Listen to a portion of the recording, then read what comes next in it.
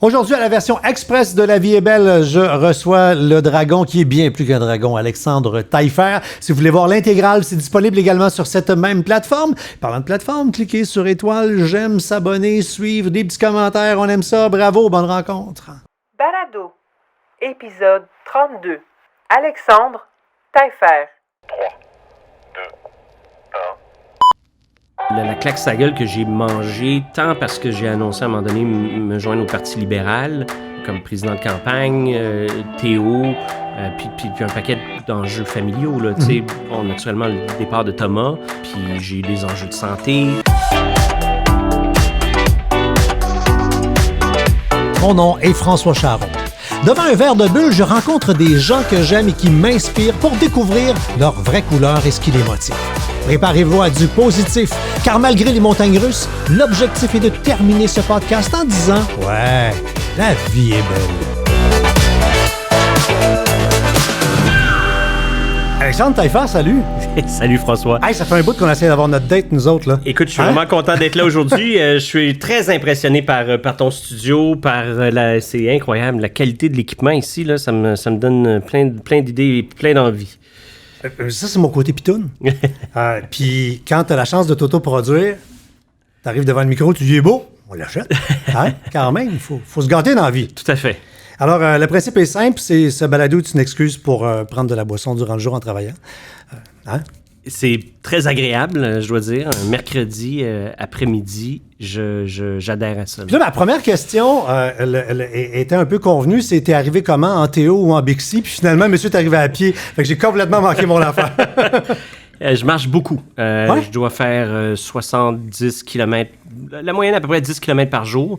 Mais des journées à une vingtaine de kilomètres, d'autres où je vais rester à la maison. Mais ça fait depuis le début de la pandémie, parce que sinon, je pense que je serais devenu fou. Pour les gens qui nous regardent sur YouTube, là, les mains ont été nettoyées juste auparavant. Et si je lui resserre un verre, je vais remettre du push-push dessus mes mains. Tu marches pour la forme ou pour te vider la tête ou penser ou être en communion avec toi-même? Ou Je te dirais probablement 25% du temps pour être en communion avec moi-même et écouter de la musique. Je me suis acheté des bons écouteurs, puis j'en profite pour écouter des choses que j'écouterais moins, des nouveaux albums. Je suis un gars qui va écouter des albums de A à Z. Donc, pour moi, il n'y a pas d'album tricide, là. C'est-à-dire, je ne vais pas aller écouter une toune pendant une minute. Si un artiste a travaillé pendant 6 mois sur un album, je me dois de puis on l'écoute pas random parce qu'il y a une raison dans l'ordre des choses. Moi, je suis un gars d'album concept. Et quand quelqu'un est capable de faire ce genre d'album-là, là, un album qui va aller me chercher et qui m'amène dans une histoire incroyable pendant une heure, 60 minutes, je suis très, très heureux. Donc, 25%, 75% du temps, le reste, ça va être marcher avec mes chums puis être capable de faire des réunions d'affaires aussi. J'ai fait beaucoup de business. C'est vrai que la COVID a fait que des gens ont commencé à faire ça, des meetings en marchant. Oui. Et ça, parce que c'est la seule façon légale et sanitaire de se rencontrer, marcher dehors. Alors. Puis c'est le fun aussi de voir la réaction des gens en fonction des quartiers où on se déplace, parce que quand tu marches 15 km, naturellement, tu essaies de ne pas faire toujours le tour du bloc. Là, là c'est un gros bloc. Tu as de l'argent, mais on se calme. Mais c'est le fun. Ça m'a permis de découvrir aussi un Montréal que je connaissais moins. Okay. Parce que quand tu marches, naturellement, tu apprécies les choses de façon différente. Là. Des temples hindous qu'on croirait pas exister à Montréal, là, des choses... Et pourtant, quand on va dans un autre pays en vacances, on s'est renseigné sur la ville, puis on a hâte d'aller voir cette affaire-là, puis on l'a à côté de chez nous, puis on le sait même pas. Ben, c'est souvent caché dans des espèces d'anciennes usines, mais là, il y a comme un signe qui dit « Mon Dieu, qu'est-ce que c'est ça? » C'est une espèce d'éléphant sur le dessus d'un toit, et ça, c'est un truc que j'ai découvert sur Jean Talon, pas loin de Saint-Laurent. C'est vraiment un temple hindou, c'est spectaculaire. Ah wow! Ouais. T'es devenu un être médiatisé, un gars qui a pris beaucoup le plancher, qui a parlé, mais t'arrives d'où? Qu'est-ce que t'as fait avant? Le monde savent que t'es un dragon, t'as des sous, puis t'es fort en gueule. Oui, ben écoute, c'est une évolution, une évolution comme tout le monde, hein, une maturité qui se développe à force de claque sa gueule, puis à force de projets, puis d'expérience. Et ça a commencé, dans mon cas, si on veut remonter loin, je suis un petit gars de Cartierville, donc Salaberry et la 15, Salaberry, l'Acadie. Je suis allé à l'école des Bonnes Sœurs, une école qui s'appelait Augustino Rocelli. Mes sœurs parlaient italien. Pendant le mois de mai, c'était le mois de Marie, le mois le plus beau. OK. Et on priait. Alors, J'entends ça, puis j'entends quasiment... on dirait que, tu sais, parce que t'es pas vieux, et c'est comme si t'avais vécu, mais à l'âge de mes grands-parents, ça ressemble un peu à ça. Mais c'est vrai que je pense qu'on était à la fin des écoles catholiques, et ça a été beaucoup moins présent après ça. Là. Je suis allé à Stanislas. Mes parents m'amenaient le matin à Outremont. Et après ça, je suis allé à Brébeuf. Fait que j'ai eu un petit parcours un peu convenu. Là, puis je parlais à la française parce que quand je suis sorti de Stan, mes cousins me reconnaissaient pas. J'avais vraiment un accent français. OK. Puis je parlais, là, putain, fais chier, merde. Puis une enfance avec la cuillère dorée? Non. Ma mère habite toujours dans cette maison-là, qui est une petite maison. Et mon père était un entrepreneur, un gars dans l'assurance, qui a fait des sous un peu plus tard, quand j'avais 13-14 ans, qui lui a permis d'acheter une maison à Outremont, sur McEachern, au coin de Bernard. Donc, j'ai habité là à temps partiel, parce que je faisais 2 semaines chez ma mère, 2 semaines chez mon père. Puis quand je déménageais, il n'était pas question que je parte sans mes caisses de lait pleines de 33 tours. Encore Alors, la musique. C'est de la musique. Et ça sortait, là, écoute... J'apportais mes tables tournantes aussi parce que j'avais des SL 1220, des belles Technics. Il n'était pas question que je laisse ma belle table tournante chez ma mère. Alors, quand on déménageait à chaque 2 semaines, c'était un arrière. C'était un déménagement. C'était le clan Panton. Ouais. OK. Ben, t'as toujours... Tu sais, je pense que t'as jamais rien fait à moitié dans la vie. Tes déménagements aussi. Oui. C'est un peu dans ta personnalité. C'est un peu dans ma personnalité. Du front tout le tour de la tête. Une grande gueule, pas toujours. C'est-à-dire que j'ai pas... tu sais, les dragons ont donné cette espèce de visibilité-là. J'ai été un entrepreneur jeune. J'ai été un employeur jeune. Puis quand je parle d'employeur, c'est... tu sais, avec Intellia, qui est la business que j'ai fondée, j'avais 21 ans à la sortie de l'école où j'ai pas obtenu de diplôme. Je m'emmerdais royalement. Et j'ai lancé Intellia. Ça a connu un certain succès. On est monté à 5, 10, 15. Tu sais, quand tu as 23 ans, tu as 15 employés. À un moment donné, 30. À un moment donné, 40. À un moment donné, 80. Fin de transaction avec Québécois, avec qui je suis resté pendant 5 ans. Et à ce moment-là, on est passé de 80 à 120, puis après ça, à 1500 employés. Et j'avais 29 ans, tu sais, en charge d'une entreprise qui était publique, avec tous les défauts d'un jeune homme de 29 ans qui a de l'argent, qui est arrogant, puis... Tu as un peu un parcours à la Steve Jobs, à la Bill Gates, des ticus qui se lancent en techno, plein d'idées. Ça a commencé dans un garage comme eux autres? Ça a commencé dans des sous-sols avec des Sinclair, tu sais, qui était mon premier ordinateur, qui était un ordinateur qui avait un K. Après ça, mon VIC-20, que j'ai adoré. Après ça, mon Commodore 64, que j'ai chippé pour mon 428. Faire de la business avec un Commodore 64, tu sais. Eh bien, écoute, je faisais du piratage de disquettes à ce moment-là. Là. Tu te souviendras de cette époque-là. Oui. Tu faisais des copies de disquettes. Des copies de disquettes, puis ça prenait des espèces de... C'était des trucs, des dongles que tu rentrais dans le côté du Commodore 64 que tu avais besoin pour jouer à Choplifter ou à des trucs comme ça. Fait qu'on avait réussi à répliquer ces dongles-là. Alors, c'était tout quoi, tu vendais des jeux vidéo au noir ou des logiciels. J'avais pas une grosse business, là. Je te dirais que cette partie un peu illicite, je l'ai fait en dilettante, là. Ça a pas, j'ai pas payé des chars avec ça, là. Mais ça a aidé à financer le début d'une start-up qui est finalement devenue une entreprise. Oui, ben en fait, compagnie de t-shirts, puis après ça, disc jockey, parce que je suis vraiment, vraiment un fan de... Il fallait rentabiliser les tables tournantes. Il fallait rentabiliser. C'était mes tables tournantes que j'avais achetées pour opérer ma discothèque mobile qui s'appelait Klaxon. Oh! Ouais, et mon logo, c'était tapageur de bobino et bobinette. Alors, c'est un klaxon, puis naturellement, tapageur, c'était un klaxon. Tu te souviendras de bobino qui faisait tapageur, oh! Et donc, c'était mon logo. J'avais déjà un certain penchant pour les concepts. Fait que t'as donné dans le mariage... J'ai donné dans le mariage, des parties de policiers, des parties de pompiers. Et à un moment donné, pour me rendre compte que la discothèque que j'avais plaisait pas tout à fait. Il y avait besoin de rumba, de salsa. Et là, j'allais des chansons pour faire le train, puis toi, le train. J'allais tout le temps chez Golden Records. Te souviens-tu de ça? Oui! Au Belgo. Oui. Au 2e étage. Il y avait une espèce de bac de quétaine, là, puis j'allais acheter mes disques là. Donc, j'avais mon bac de lait que j'amenais pas chez mon père ou chez ma mère. Celui-là, je le laissais en permanence. Oh my God. Oui, ça, Coconut Grove, je pense. Le Limbo Twist. On sent tout ton bonheur dans tes yeux. En même temps, de mettre de la musique, de faire le party, d'assister à des moments privilégiés, de voir des gens complètement sous dans des parties de pompiers ou d'enseignantes, et commencer à te faire cruiser aussi par des femmes un peu plus matures, quand tu as 16-17 ans. Tu te souviens du film de Mrs. Robinson? J'avais plus la chanson de Francis Martin en tête. Quand on se donne une femme d'expérience. Écoute, ça n'a pas été très demandé, cette chanson-là. Non. Mais il y avait une toune qui était toujours demandée. J'avais fait un party, un mariage à un moment donné dans une famille juive, et il y a quelqu'un qui me donnait 5$ à chaque fois que je jouais « C'est l'amour ». « C'est l'amour, mou. Écoute, ça, je pense que j'ai fait 40$. Je l'ai fait jouer 8 fois jusqu'à que quelqu'un me donne 50$ pour que j'arrête de le faire jouer. C'est la loi des marchés.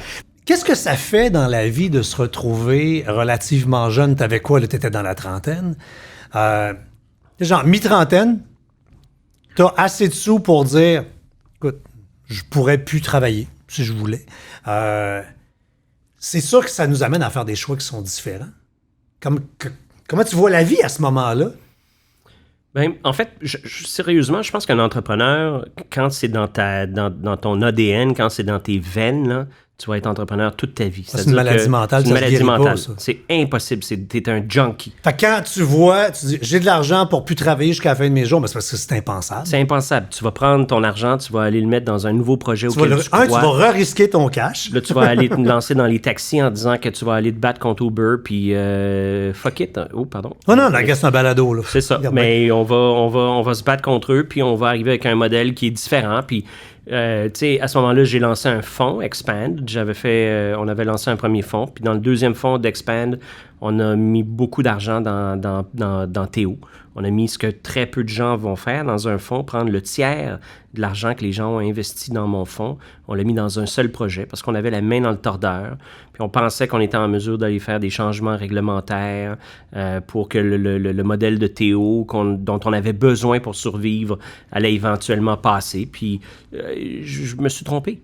C'est ça qui vous a fait surtout mal avec Théo. Parce que Théo, vous vouliez comme pas réinventer, mais inventer une nouvelle tarte du taxi, on va dire ça de même. Et vous aviez besoin de rouler comme Uber roule, avec des tarifs qui changent à différents moments. Et parce que vous étiez légal, vous deviez rouler sous les règlements de l'industrie du taxi. Vous aviez les mains attachées et vous regardiez le rebelle illégal à l'époque, le Uber, faire l'affaire que vous demandiez de faire, puis on le laissait aller. Je ne l'ai jamais compris. Écoute, moi, en parlant de ça, je suis encore... Tu sais, franchement, j'ai réussi à tourner la page de toutes les entreprises dans lesquelles j'ai été impliqué. Puis celle-là aussi, tu sais, je veux dire, j'ai fait mon deuil. Je vois les taxis qui roulent aujourd'hui parce que Pierre-Carl Péladeau a racheté l'entreprise de la faillite. Mais je dois te dire qu'il y a une gang d'incompétents, là, et ça m'a fait prendre conscience de l'importance de la réglementation dans le monde, des règlements, que ce soit au niveau de l'industrie du taxi, de la tarification qui est réglementée, que ce soit au niveau des règlements, des lois également. Ça m'a fait prendre conscience de l'importance d'avoir des gens lucides en charge de réglementer notre société. Pour bien comprendre quels sont les impacts réels que peuvent avoir des décisions qui sont prises. On prend des décisions souvent à la va-vite, puis on ne comprend pas quelles vont être les ramifications de toutes ces décisions-là. Et malheureusement, dans ce cas-ci, on a démontré, entre autres, que la tarification du taxi était détrimentale parce que quand tu étais en pointe, donc quand tu as le plus de demandes, tu fais moins d'argent à l'heure.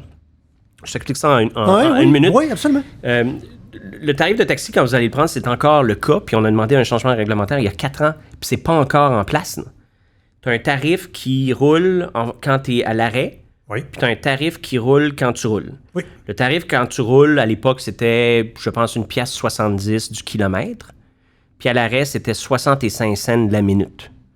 Mais quand tu es à l'arrêt, c'est à 23 km/h et moins. L'arrêt. Dès qu'il y a un peu de trafic, tu roules tout ton trajet en cachet-arrêt. Cachet-arrêt. 65$ x 6, ça fait 40$ de l'heure. Ça, c'est 40$ de l'heure. Ça, c'est si ton taxi est plein 100% du temps. C'est ça le maximum que tu peux faire avec du taxi. Là, ça veut dire que ça paie les infrastructures, l'essence ou l'électricité, le véhicule, le gars ou la fille dedans, le TPS, répartiteur. TVQ. C'est compris. Mais c'est inclus dans ton prix. Ton taximètre, il ne te rajoute pas 15%. Quand tu descends de Uber et que tu compares le tarif, tu dis, mais là, je reçois mon truc, c'est-tu drôle? Il y a une ligne TPS, TVQ. Il y a une ligne frais gouvernement qui est une et machin. Tu as une ligne ci, une ligne ça. Écoute, ça n'a pas de bon sens. Fait que nous, on demandait ce genre de tarification-là. Ils ne nous l'ont jamais donné. On avait des Tesla. On aurait pu charger comme Select, Uber Select. Les gens veulent un beau char. Oui, donc.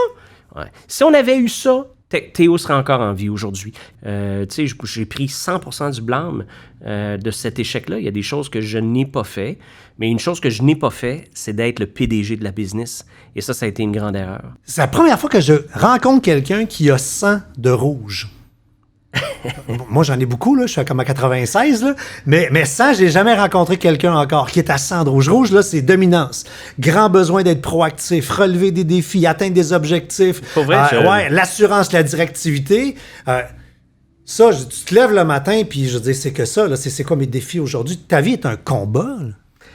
Je pense de moins en moins, mais ma vie est je te dirais, de plus en plus, excuse-moi de dire de moins en moins puis de plus en plus, mais c'est vrai, je joue un rôle de coach.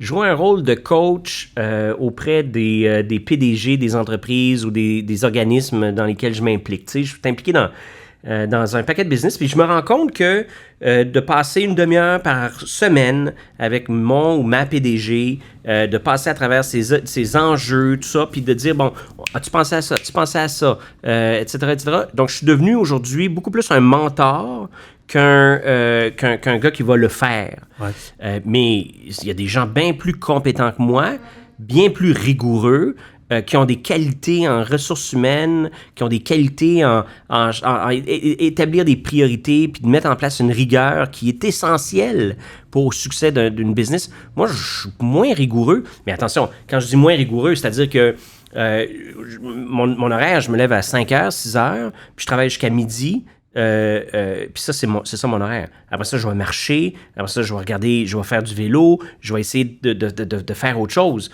Mais je peux te dire une affaire, c'est de 6h à midi, là, je fais du travail comme j'en ai jamais fait quand j'avais 25 ans en 85 heures semaine. Parce que tu dis, moins maintenant, le Nova parle de notre naturel, de notre adapté, puis toi, en adapté, tu as perdu 25 de rouge. Je t'ai rendu à 75. Donc, à la base, tu l'as dit tantôt, tu sais, dans le temps de Théo, tu sais, tu vas vite. Il y a un moment donné, tu as fait comme, OK, wow, on va pas être au combat de même tout le temps. Là. Non. Justement, et on va descendre et se rapprocher du monde. C'était quoi l'élément déclencheur? Écoute, il y en a plusieurs. Tu sais, la claque sa gueule que j'ai mangée, tant parce que j'ai annoncé à un moment donné me joindre au Parti libéral, comme président de campagne, Théo, puis un paquet d'enjeux familiaux. Là, bon, naturellement, le départ de Thomas, puis j'ai eu des enjeux de santé. Alors, tout ça a été une espèce de... Ouais, c'était sonnette numéro 1, sonnette numéro 2, numéro 3. Partout, là, tu fais garde. Un instant, votre appel est important pour nous, mais là, toutes les lignes sonnaient. Là.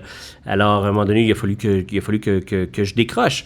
Puis en même temps, tu sais, j'ai eu le cul bordé de nouilles, hein, dans le sens que autant est-ce que l'échec de Théo a été dur, mais autant est-ce que parallèlement, on était en train de connaître des choses formidables avec d'autres entreprises. Ma fille qui va... tu sais, autant est-ce qu'avec Thomas, ça a été épouvantable, mais autant est-ce qu'avec ma fille aujourd'hui, c'est un bonheur d'être avec elle, de la côtoyer sur une base quotidienne. Puis je la vois s'émanciper, grandir, devenir un adulte qui m'inquiète pas du tout. C'est vraiment une fille...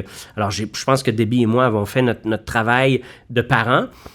En même temps, on peut pas ramasser toutes les fleurs, tu sais, puis ça, c'est un peu la même chose dans une vie privée. Et pas tous les pots. Mais c'est un peu la même chose dans la vie privée qu'en affaires. Tu sais, à un moment donné, là, quand tu gagnes, c'est le fun, ouais. Mais c'est pas toi, c'est ton équipe, mais c'est aussi autre chose, la chance. Oui. le marché a bien bougé, tes compétiteurs ont été niaiseux, tu as rencontré une bonne personne dans un avion qui fait que tu as réussi à signer un deal qui a transformé ta business. Absolument. Ça, c'est le hasard. Et ce hasard-là est présent dans le succès et est présent dans l'échec. Fait qu'il faut que tu sois capable d'être zen par rapport au succès, être humble. Il faut que tu sois humble aussi dans l'échec. Parce que tu comprends qu'il y avait des éléments que tu ne pouvais pas contrôler. La deuxième couleur qui est prédominante, c'est le jaune. En 89, c'est quand même beaucoup. C'est un grand besoin d'influencer. Jaune, c'est influence, plaisir. Pour toi, c'est sérieux avoir du plaisir. C'est important avoir du plaisir. Très. Je me lève le matin et je réfléchis. Mon brunch qui va avoir lieu dans 4 jours. Mon menu est fait. Je suis en train de sur un type précis de choses que je vais manger. Je les ai commandées, ça fait une semaine. Donc, la rigueur que j'ai en affaires est identique dans la façon que je vais commander mes choses. Puis, comment est-ce que je vais vouloir intégrer mes chums là-dedans. Parce que ce que j'allais dire, là, lui vient, je vais servir ça, puis là, elle, je vais y amener telle affaire. Puis... Moi, écoute, j'ai eu 40 ans, il y a maintenant 8 ans, je vais bientôt 9 ans. J'ai organisé un voyage, on était 70, tout était réglé à la demi-heure près. On a vécu 5 jours ensemble. La Smala, pour moi, là, les amis, m'occuper de mes amis, prendre en charge un souper, un événement, un voyage, ça fait partie des grands plaisirs que j'ai dans ma vie. Donc, j'adore ça, faire ça. Heureusement, j'ai des chums qui semblent-ils ne sont pas trop fâchés de ça non plus. Mais le bonheur, c'est quelque chose de très sérieux. Le plaisir, c'est quelque chose de très sérieux. Fait que si t'avais eu de la graine de criminel, t'aurais été un excellent parrain de la mafia. Fait que la grosse famille autour, les grosses affaires, les gros parties, mais toujours j'aurais été bon. Je pense que j'aurais été bon. Puis en plus de ça, j'ai un talent caché. Je suis un assez bon personnificateur, imitateur. OK. Ouais. Je suis capable de prendre un personnage et dire maintenant là que je peux prendre à peu près n'importe quel accent tu veux. Là. C'est bon, quand même. Dernière couleur, c'est ton vert, ton bleu. Il est à 18. Le bleu, c'est la conformité. Alors, quelqu'un qui a beaucoup de bleu, c'est quelqu'un qui tripe sur le logiciel Excel puis qui a les règles, les procédures aussi bas que ça. C'est rebelle, fait ses propres règles, résiste aux procédures. Toi, faut te le vendre, le règlement, avant que tu l'achètes, là. Sinon, tu vas dire, je vais l'inventer. Mon règlement dans ma tête est bien meilleur que le tien. Voyons donc. Puis là, avec tout ton jaune, tu vas me convaincre. C'est sûr que, oui, effectivement, je pense que ça a beaucoup ressorti dans le cas de Théo. Puis, à tort, tu sais, on n'a pas réussi. Mais, sais-tu quoi, peut-être de moins en moins, peut-être que je suis en train de fléchir un peu là-dedans. J'apprécie un encadrement, les règles, mais c'est sûr que je vais toujours remettre les choses en question, tu sais. Le problème d'un entrepreneur, je pense, c'est que ton hamster tourne tout le temps. Puis, toute situation est une opportunité. Toute situation. Oui. Puis tu réfléchis, non pas seulement en fonction d'un modèle d'affaires, mais la réglementation ne fonctionne pas. Tu sais, moi, je pense aux taxes municipales. Ça n'a pas de bon sens comment ça marche. Oui. T'es maire de Montréal, t'es mairesse de Montréal. Est-ce que tu as à gérer la marde que tu reçois, ton budget, comment est-ce que tu le montes? Tu as des choses là-dedans qui n'ont ni queue ni tête. Et là, je me dis, mon Dieu, à la ville, on devrait faire ça. Et là, tu arrives avec un programme électoral, tu présentes ça, personne qui va voter pour toi. Là. C'est plate en tabarouette. Mais il y a des choses, des incongruités dans notre société qui sont extrêmement frustrantes. Donc oui, peut-être les règles établies, la façon de faire, il faut toujours challenger ces affaires-là parce qu'il y a toujours une façon de mieux fonctionner, d'être plus efficace, puis de changer les choses de façon durable. Pourquoi, au lieu d'aller faire de l'administratif en politique, t'as pas été faire de la politique active? Tu parlais justement de Montréal. Maire de Montréal, ton nom est déjà sorti là, à un moment donné, là, à l'autre élection d'avant, dans les candidats potentiels. Ben écoute, sérieusement, je mentirais en disant que j'y ai pas pensé, tu sais, que j'ai pas pensé à ça. Mais après ça, j'ai des amis qui sont des ministres. J'ai goûté. Il y a une polarisation en ce moment dans le milieu politique. On parlait tout à l'heure de confiance. Les gens remettent complètement en question l'intégrité de nos politiciens. Je veux dire, en bas d'un entrepreneur, là, puis en bas d'un curé, tu as un politicien.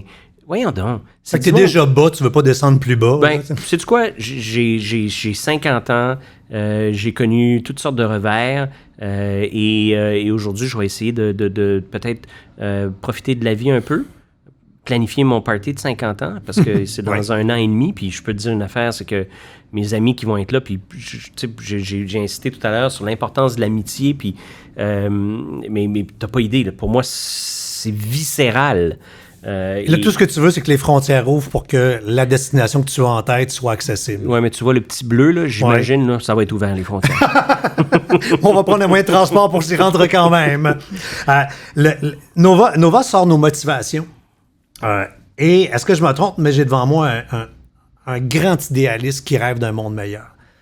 Oui, moi, je suis regarde, je me suis exprimé à de nombreuses reprises sur des iniquités qui existent, sur l'égalité des chances, sur l'importance, malheureusement, du code postal dans la destinée d'un humain. Tu disais souvent ça avec Arcan le matin quand oui. tu faisais la commission. Puis tu sais, en fonction du code postal, là, on est pas loin, on est dans Hochelaga-Maisonneuve, à la limite. Les chances sont que quand tu vas naître ici, là, tu vas manger une hostie de volée dans ta vie. Ouais. Et c'est pas normal. Je pense que, effectivement, ça prend... On est dans un régime capitaliste. On a besoin d'avoir une certaine méritocratie. Tu vas travailler fort. Tu vas pouvoir gagner de l'argent. Tu vas pouvoir bien vivre. Tu vas pouvoir réaliser des rêves. Tu vas pouvoir voyager, t'acheter des choses que tu aimes, nourrir ta famille. Donc, la méritocratie est importante. Mais jusqu'à, je te dirais, au moins jusqu'à 18 ans, au moins...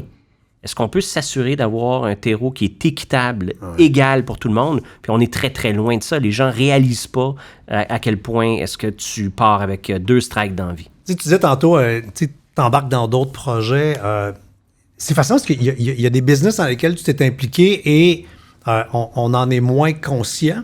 Ce qui ressort souvent, c'est l'échec de Théo. Ben pas de traîner ça comme un tatou au fer rouge. À côté de ce tatou-là, il y a des sacrés beaux tatous qui sont là. T'es dans ceux qui étaient là au jour 1 de Stingray. Oui, je suis le fondateur de Stingray, en fait, cofondateur avec Éric Boyko. Fait que t'es le roi du karaoke. Ben, on a commencé avec ça. Fait qu'on retourne à la table tournante. On a commencé avec ça. En fait, c'est une passion, tu le sais, la musique. Et j'avais essayé d'acheter Galaxy en 2001. Ah, la musique qui joue sur le câble? Oui. Et c'est à la base de Stingray, tu sais. C'est-à-dire qu'à la base, la première acquisition qu'on a fait, c'est The Karaoke Channel. Oui. Aux États-Unis. J'ai fait des chroniques souvent là-dessus. Ben, écoute, moi, j'ai chanté du karaoké, puis encore aujourd'hui, moins. Mais... Ça appartient à Karaoke Channel appartient toujours à Stingray. Ça appartient toujours à Stingray. Non, ben, on va vous plugger. Là, pour 3$ par mois, puis tu peux t'abonner juste pour un mois, tu as l'entièreté du catalogue mondial des tunes de karaoke. Prochain party, quand on va avoir le droit de se voir à plus que 2, là, écoute, c'est le meilleur investissement au monde. J'avais mon chum Hervé, qui est dans le Vercors à Grenoble, que je salue, qui faisait des covers de toutes les chansons francophones. Écoute, c'est malade, là, parce que, naturellement, le catalogue qu'on a développé, on l'a développé aussi en fonction de ce que j'aimais chanter, tu sais. Ben oui. Alors, il y a des tunes de Bachung, il y a des tunes de Murat, tu sais, qui va chanter du Jean-Louis Murat, mais si vous allez là, vous allez voir qu'il y a un peu de Jean-Louis Murat, parce que c'était un artiste que j'adore. Je veux parler de Thomas, mais je veux parler surtout de ton implication par rapport aux géants. Parce que il y a un dossier qui est hyper important, qui est l'intelligence artificielle, qui est la compréhension de ces géants-là, des communications qu'on leur fait. Ton fils avait clairement indiqué à la machine ses intentions, et la machine n'a rien fait. Alors qu'elle avait ce data-là. Tu milites encore là-dessus pour essayer de brasser la cage de ce monde-là, ou t'as fait « Regarde, je vais choisir mes combats puis je vais aller ailleurs ». Écoute, j'ai essayé d'avoir des rencontres avec les départements légal d'Amazon, le département légal de Twitch. Ils ont refusé complètement de me rencontrer. Je pense qu'ils voyaient là un flanc qui aurait pu être ouvert d'un point de vue légal où j'aurais pu les poursuivre. Tu sais, il y a eu certains commentaires qui ont été faits dans les médias au Québec par rapport aux commentaires que j'ai faits sur Amazon. Tu sais, c'est bien évident que la maladie mentale, puis quand je parle de maladie mentale, puis tu as fait référence à ça tout à l'heure, François t'a dit, on a tous nos maladies mentales, on a tous des biais. C'est-à-dire qu'on est plus comme ça, on est plus comme ça, puis on a des façons différentes de voir les choses, de supporter le stress, de développer un sentiment dépressif, de faire des colères. Ouais. Tu sais, on a tous ces éléments-là. Je pense que globalement, au niveau de la société, on a vraiment sous-investi dans les services sociaux, sous-investi dans le soutien en psychologie et en psychiatrie. Mais il n'y en a pas. Il y en a très, très peu. Au Québec, tu n'as pas le droit d'avoir de problème dentaire ou de problème dentête. Puis c'est les deux problèmes pour lesquels on va t'abandonner. Ouais.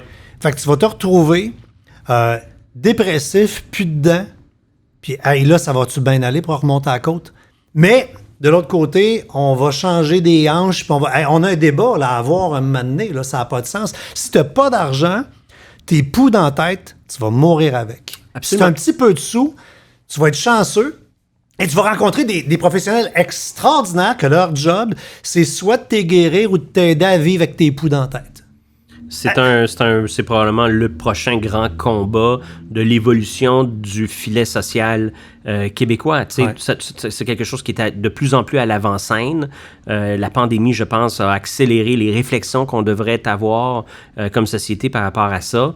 Mais sur la question du suicide, puis sur la question des grandes entreprises, des monstres, je me bats davantage sur la mutualisation d'infrastructures pour être capable de les compétitionner puis permettre à des petits entrepreneurs du Québec de pouvoir compter sur de la logistique, sur de la sécurité, sur de la facilité transactionnelle que de me battre contre eux au niveau de la liberté, ou la responsabilisation de ce qui se passe sur ces plateformes-là. À un moment donné, là, puis tu sais, François, quand je pense à ça m'énerve tellement, là, mais tu peux pas être de tous les combats. Mon mentor qui travaille dans des lignes d'entraide, il me dit, parle-y des sentinelles. Tu t'impliques là-dedans, les sentinelles. Oui. C'est cool, ça ne devrait pas exister, là, mais je veux dire, c'est cool que ça existe, puis c'est tellement simple, puis fait que n'importe quelle entreprise ou gens intéressés à devenir des humains pisteurs, détecteurs de signes, parce que c'est ça qui arrive quand quelqu'un se suicide. Les gens autour disent, genre, j'ai pas vu le signe. Alors, il y a des formations disponibles pour les gens qui veulent apprendre à détecter. Tout à fait. Alors, c'est dans ce qui existe aujourd'hui au niveau de la prévention du suicide, les sentinelles qui existent soit dans des écoles, dans un milieu de travail, mais également dans un voisinage. Donc, d'apprendre à détecter des signaux qui vont faire que tu vas comprendre que quelqu'un a peut-être des bébites ou vit une dépression. Et après ça, d'être capable de les envoyer dans les bonnes ressources. Par contre, l'enjeu aujourd'hui, c'est quand tu les envoies dans les bonnes ressources, c'est où? En urgence à l'hôpital, tu sais. On en parlait juste avant. Oui. Tu détectes, mais s'il n'y a pas d'endroit... C'est compliqué après ça. Qu'est-ce que la COVID va avoir changé chez l'humain? Tu sais, là, cette année et demie, 2 ans là qu'on va avoir vécu, l'humain va en sortir changé. Oui, écoute, ou pas. Est-ce que on va comprendre aujourd'hui le rôle, puis on parlait de règlement tout à l'heure, le rôle des gouvernements? C'est-à-dire que, est-ce que les gouvernements n'ont pas erré en n'ayant pas aujourd'hui des plans pour nous permettre de limiter l'impact de la COVID? Je pense qu'on a démontré aujourd'hui que le fait que le Canada n'ait pas de capacité de production de vaccins selon l'ARN est un enjeu. Comment ça se fait que, comme société, on va avoir mis 150 milliards de dollars dans les programmes sociaux pour maintenir toute notre société à flot? Et moi, je suis un partisan de ça. Je pense que le gouvernement canadien a fait un travail absolument incroyable. Mais quand tu dis de mettre en place une équipe qui va suivre les virus, qui va s'assurer d'avoir des capacités de création de vaccins, qui va avoir des chercheurs qui vont être capables de contrer ça, de détecter ça, ça coûterait quoi, 500 millions par année? Bien, le calcul n'est pas compliqué, là. C'est 500 millions par année versus 150 milliards à chaque année pendant 2 ans, pendant une pandémie. Alors là, on va se dire, attends une minute, là. Comment est-ce qu'on va se munir? Puis l'autre élément, en fait, il y a 2 éléments que je vois. Le premier élément qui va être un élément on va investir dans ce qui est important en termes stratégiques. Alors, toutes les chaînes d'approvisionnement au niveau stratégique, mais ça va amener une réflexion aussi au niveau de la fabrication. Je pense que la Chine va manger une crise de boue. Alors, leurs parts de marché vont descendre partout. Je parle des Chinois non pas parce que je veux avoir un sentiment anti-asiatique, là, je veux faire cette précision-là, mais il faut comprendre qu'on a souvent envoyé, on a permis de maintenir ou de développer un niveau de vie au Québec qui était basé sur une exploitation d'une société qui était souvent des sociétés asiatiques qui ont produit des choses à très bas prix pour nous, qui ont subi les coûts écologiques pour nous. Et ça, ça va changer. Ça va changer. Oui, clairement. Alors, donc ça c'est les deux impacts. L'autre impact qui est plus positif, puis là, je reviens, j'imagine, dans ton jaune. Oui. Je pense qu'on va connaître les années folles des années 20, là. Ouais. Les bars. Moi, j'ai tellement hâte de retourner au dièse 11, puis d'écouter du jazz, puis de retourner voir des shows, puis de faire le tour du monde, puis d'être sur le party. Merci, Alexandre, de t'être déposé ici. Merci, vraiment. François. Ça a été super agréable. L'idée de ce balado-là, je le dis en prémisse d'ouverture, mais c'est de jaser de la vie, les hauts, les bas, mais qu'à la fin... mon invité ait envie de dire le nom du balado. Parce que de dire ces mots-là, c'est précieux. Je t'ai même un petit cue card à côté si tu t'en rappelles pas. Parce que, et je vous souhaite tous à la maison d'avoir envie de dire haut et fort ces mots qui sont... La vita est belle. La vie est belle. Il faut se souvenir de ça, puis il faut profiter de chacun des instants parce que ça passe très rapidement. Cheers. C'était La vie est belle. À la prochaine.